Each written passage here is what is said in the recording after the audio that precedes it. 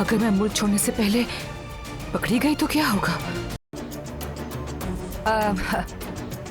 जवाहिर साहब, दारिया हूं मैं। उम्मीद है कि आपको परेशान नहीं कर रही।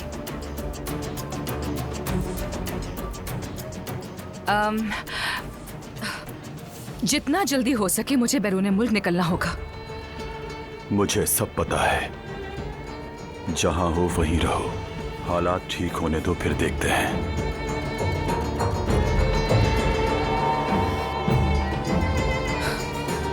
कह रहे हैं कि जहां हो वहीं रुको। जैसे बहुत आसान है ना ये करना। और अगर मुझे पकड़ लिया गया तो? अगर मैं मुल्क छोड़ने से पहले पकड़ी गई तो क्या होगा?